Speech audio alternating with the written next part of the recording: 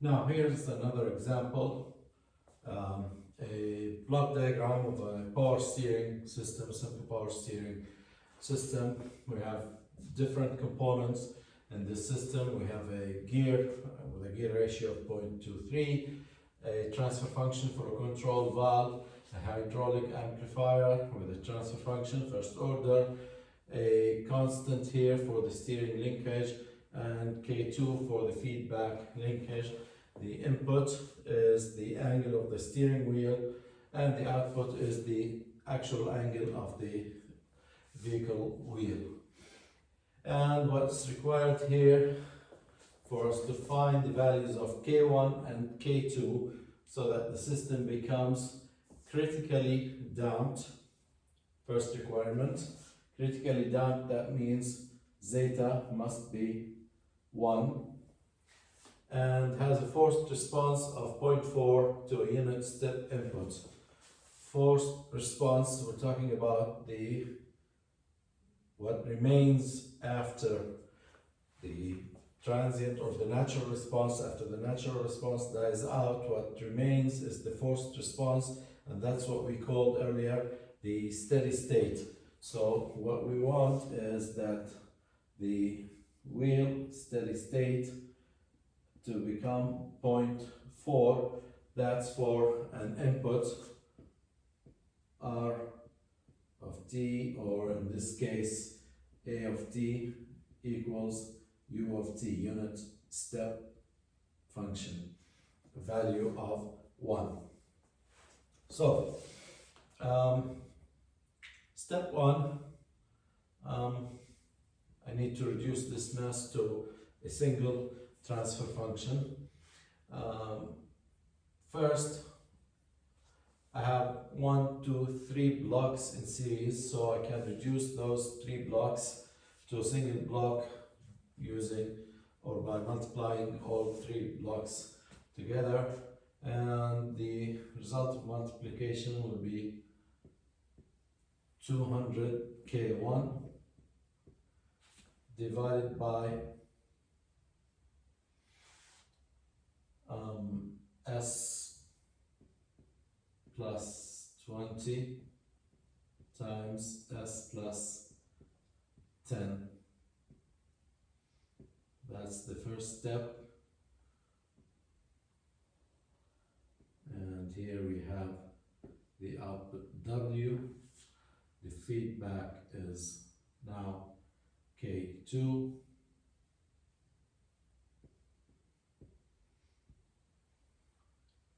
So a sum block plus minus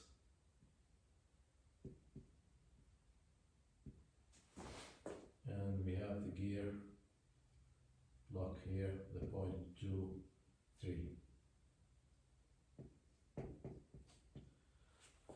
Now next step is to reduce this feedback loop to a single transfer function using the reduction formula Ts equals G over 1 plus GH.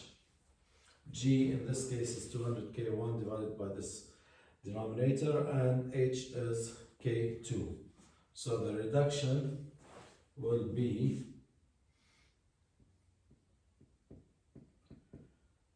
200 K1 divided by, and let me expand this denominator, S squared plus 30 S plus 200 divided by, that's my G, 1 plus G 200 K1 S squared plus 30 S plus 200 multiplied by H, which is K2.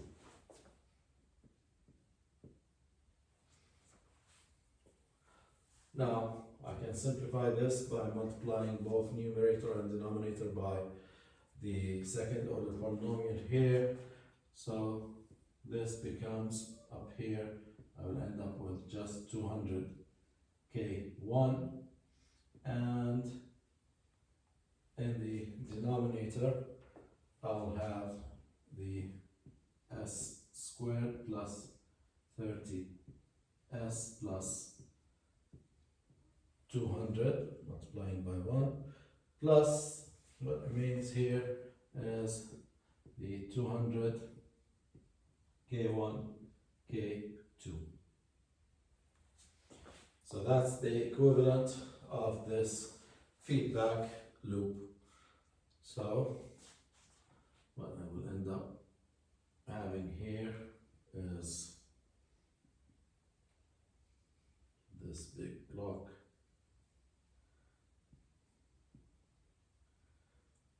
output W. Now I got rid of all of this.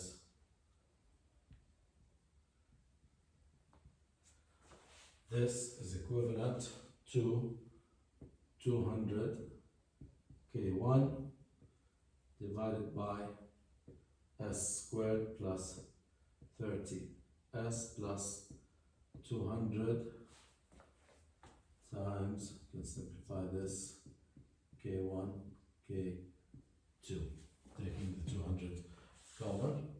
And what remains here is the final block, the gear, 0.23.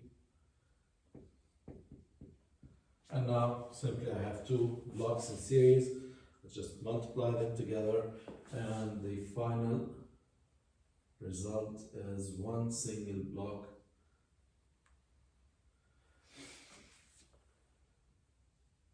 A of S as an input, W of S as an output, and multiplying the 0.23 times 200, that is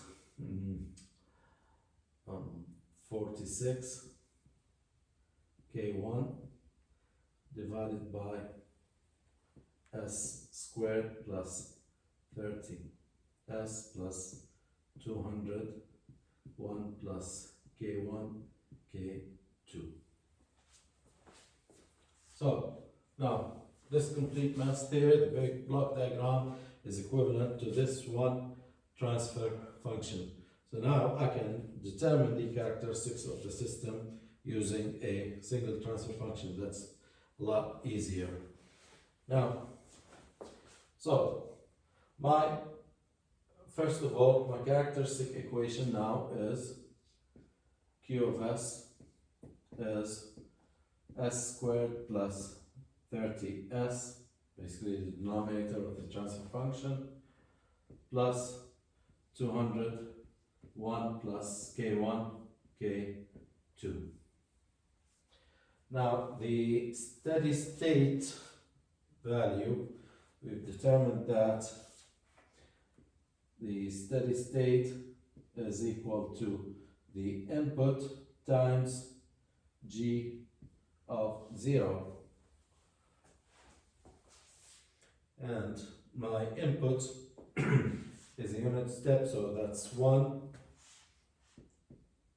The amplitude is 1. And G of 0, in this case, G of 0 is actually this final transfer function is G. So G of 0 is substitute S equals 0. And now I will have 46 K1 divided by, that's 1 multiplied by 200 times 1 plus K1 plus times K2, and this should be 0.4. Okay, now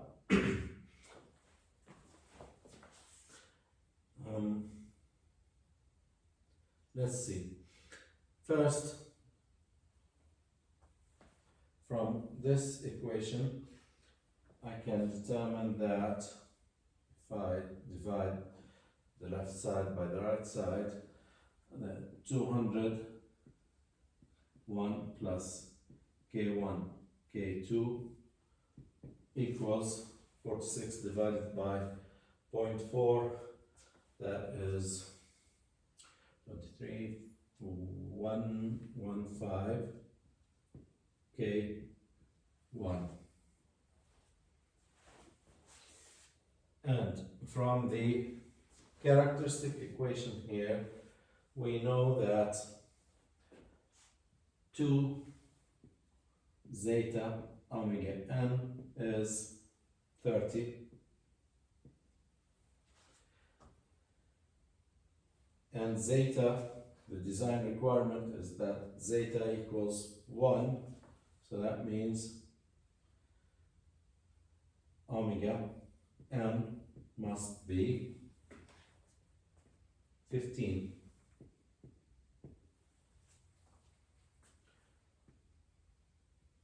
Radians per second.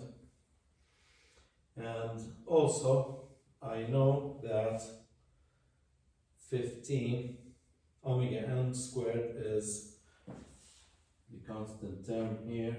Omega n squared is 200 1 plus K1 K2, and I've already established that omega n is 15, so this is 15 squared equals, and 200 times 1 plus K1 K2, right from here it's equal to 15 or 115 K1, so I can solve now for K1.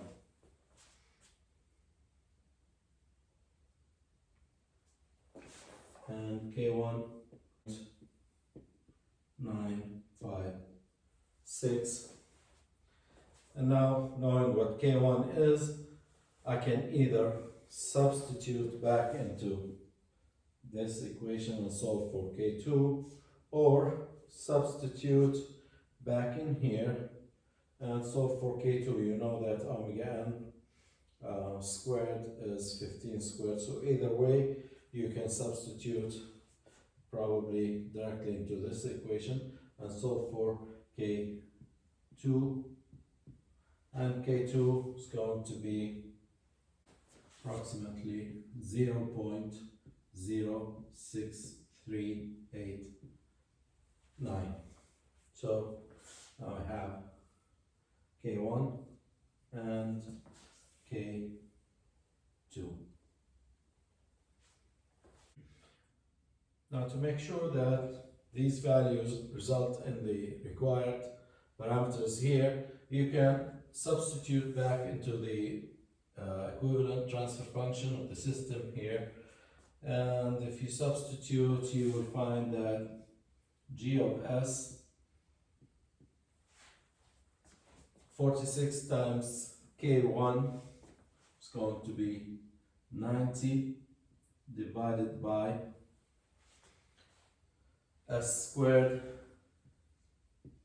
plus 30 s plus,